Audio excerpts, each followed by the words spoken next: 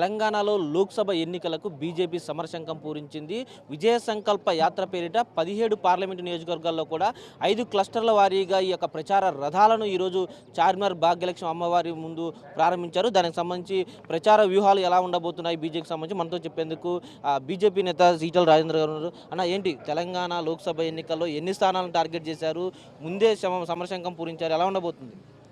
యాక్చువల్గా దేశవ్యాప్తంగా ఈ దఫా మోడీ గారికే ఓటేయాలి, దేశం సురక్షితంగా పురోగమించాలంటే మోడీ నాయకత్వంలోనే సాధ్యమని చెప్పి 10 సంవత్సరాల చరిత్ర చెప్తా ఉంది. కాబట్టి ఇవాళ ఆదిలాబాదులో అయినా, హైదరాబాదులో అయినా, రేపు నాగర్ కర్నూలులో అయినా అన్ని ప్రాంతాల్లో కూడా ప్రజలందరూ ఈ దఫా పార్టీతో సంబంధం ఉండద్దు, జెండాతో సంబంధం ఉండద్దు, మోడీ గారికి మనకే సంబంధమైన పద్ధతిలో ఇవాళ ఓటేయాలని చెప్పి నిర్ణయించుకున్నారు. కాబట్టి ఇవాళ అందరికంటే ముందుగా భారతీయ జనతా పార్టీ భాగ్యలక్ష్మి ఆలయ ప్రాంగణం నుంచి ఇక్కడ పూజలు నిర్వహించి శంఖారావం పూరించబోతూ ఉంది.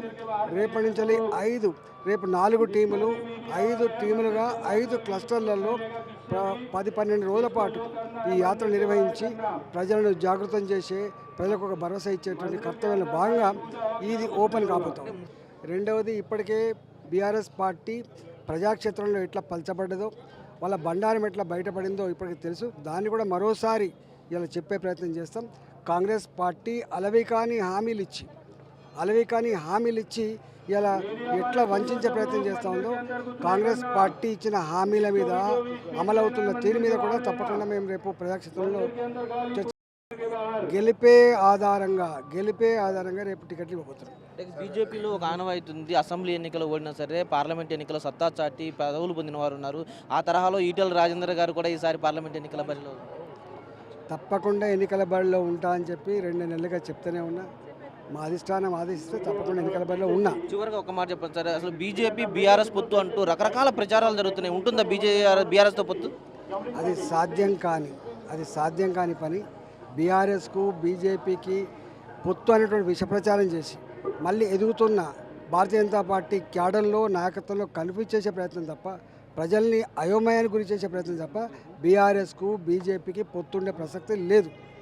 డెఫినెట్గా తెలంగాణ లోక్సభ ఎన్నికల్లో డెఫినెట్గా పార్టీలను చూడరు, మోడీ నాయకత్వాన్ని బలపరిచే దిశగా మెజార్టీ స్థానాల్లో ప్రజలు బీజేపీకి పట్టం కట్టబోతున్నారు. ఇటు బీఆర్ఎస్ వైఫల్యాలు కావచ్చు, ప్రస్తుతం ఉన్నటువంటి కాంగ్రెస్ ఏదైతే అమలు కాని హామీలు ఇచ్చిందో వాటన్నింటినీ కూడా ప్రజల్లోకి తీసుకెళ్తాం.